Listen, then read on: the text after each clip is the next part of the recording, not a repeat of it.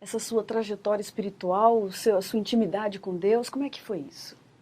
Olha, eu entendi o Evangelho através dos olhos da minha mãe. Porque eu pensava, se minha mãe me ama tanto, a Fique à ponto, vontade. a ponto de fazer isso por mim, e se Jesus me ama mais que ama minha mãe, então ele me ama muito. Então, isso sempre me marcou. Mas assim, eu me decepcionei com Deus no momento da minha infância, porque minha mãe orava e as coisas aconteciam. Então, a minha oração era para que o meu pai voltasse. E tudo que eu passava na escola, as humilhações, a pobreza, não ter brinquedos, essa vergonha de ser pobre, essa coisa toda, não ter roupa, não ter sapato, não ter nada, eu dizia, porque meu pai foi embora, mas meu pai vai voltar. Eu digo que meu pai vai voltar, tudo isso vai passar. E quando eu tinha 9 anos de idade, eu estava chegando da escola, e meu tio estava em casa, e estava todo mundo muito triste. Aí eu soube naquele dia que meu pai havia falecido, e não naquele dia, soube naquele dia, né? Mas ele tinha falecido 20 dias antes, já estava enterrado, obviamente. E meu tio só teve coragem de contar para a gente depois da morte dele. Então, e eu orei tanto, eu tinha 9 anos de idade, e foi a primeira vez que eu me senti decepcionado com Deus, porque Deus não atendeu a minha oração. Mas pensa bem, você tinha um apego com seu pai, viu seu mundo desmoronar justamente por uma questão religiosa. Agora você tem essa expectativa, se apega a Deus querendo que seu pai volte, recebe essa notícia de que você tinha perdido seu pai, não pôde nem ir ao enterro dele. O que te fez se apegar a Deus e ainda continuar acreditando nesse Deus?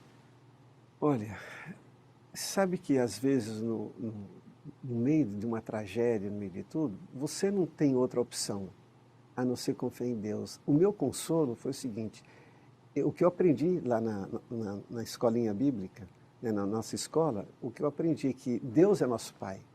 Então eu transferi toda a minha carência de um pai, toda a minha necessidade de um pai a Deus. Então Deus agora seria meu pai, de verdade.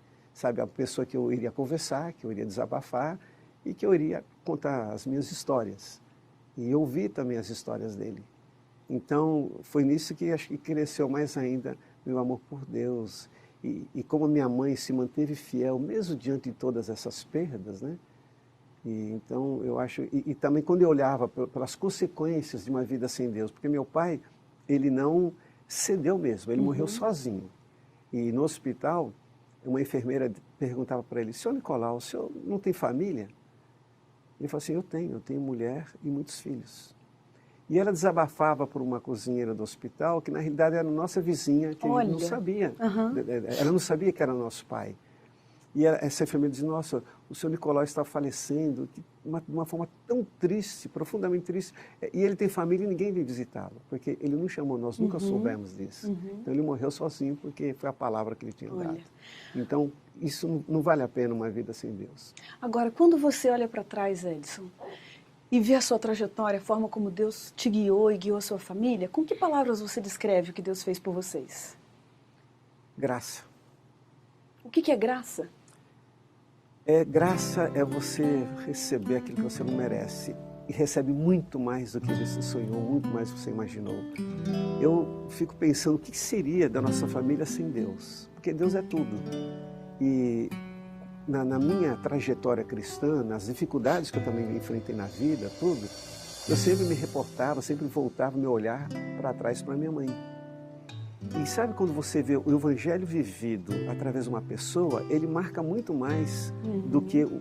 quando você ouve a história do Uhum. evangelho. Então, obviamente, a história do evangelho é marcante, mas o evangelho vivido pela minha mãe me marcou muito. Sabe, a preocupação que ela tinha, as orações, o fervor que ela tinha, a leitura da Bíblia, que ela não incansavelmente, sabe, podia estar cansada do jeito que fosse, mas ela sempre buscava a Deus através do estudo da Bíblia e da oração.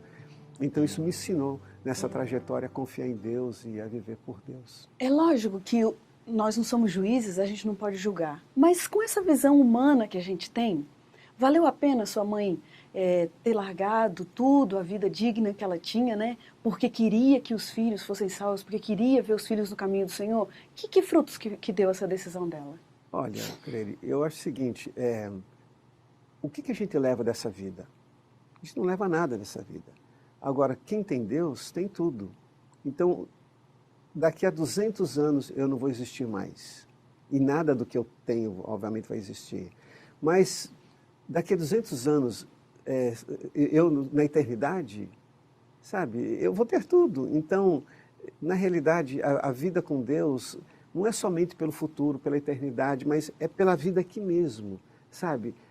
Vale a pena, mesmo que não houvesse céu, mesmo que não houvesse eternidade, eu diria, valeu a pena, eu beijaria os pés da minha mãe, agradeceria minha mãe pelo sacrifício que ela fez, pela história de vida dela, porque realmente valeu a pena viver com Jesus. Então, a vida com Cristo, o consolo que a gente tem, o conforto, a esperança, a paz de espírito e tudo que a gente desfruta da graça de Cristo, na comunhão com Ele, isso vale a pena, sabe?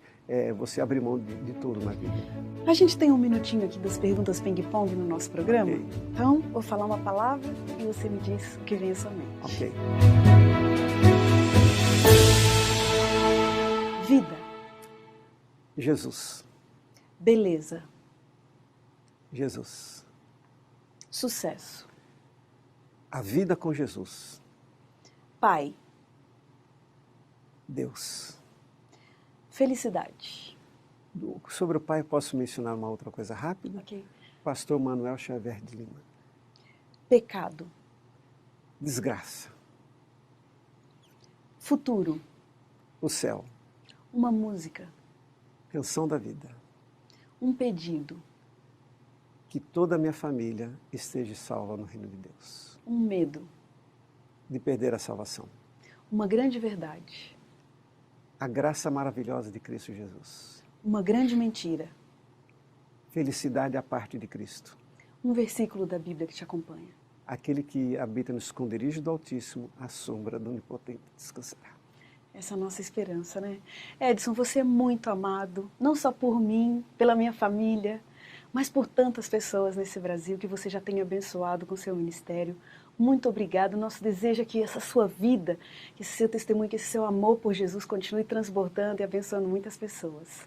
Muito obrigada. Nada, querido. Que bênção essa oportunidade de relembrarmos os momentos marcantes de todos esses anos em que o programa 180 Graus esteve no ar.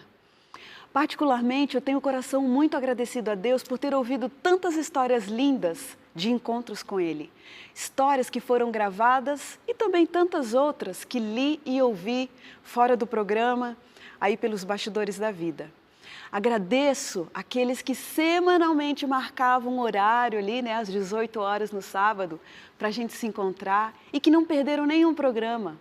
Agradeço também os comentários que foram postados nas nossas redes sociais, nos vídeos, no canal do YouTube, em nossa página no Facebook, no Instagram. A interação com vocês sempre encheu meu coração de alegria. Confesso que foi muito difícil escolher uns poucos testemunhos para serem reprisados aqui, porque, como vocês sabem, foram inúmeras as histórias marcantes para o programa e para mim principalmente, que também me ajudaram a fortalecer a fé e me dar certeza de que nós temos um Deus muito ativo, interessado em cada um de nós, carinhoso, detalhista, que tem um trabalho personalizado com a nossa vida. Agradeço todos os produtores, diretores, as equipes que passaram por esse programa. E agora, o meu desejo é que você continue tirando forças de testemunhos de vidas transformadas para prosseguir na sua caminhada com Deus. Porque, claro, testemunhos de transformação de vida a gente tem aos montes ao nosso redor e você também sempre vai encontrar esses testemunhos aqui na Novo Tempo. Portanto, que a sua fé através desses testemunhos se fortaleça cada vez mais. Muito obrigada pelo seu carinho, apoio e simpatia ao longo desses anos.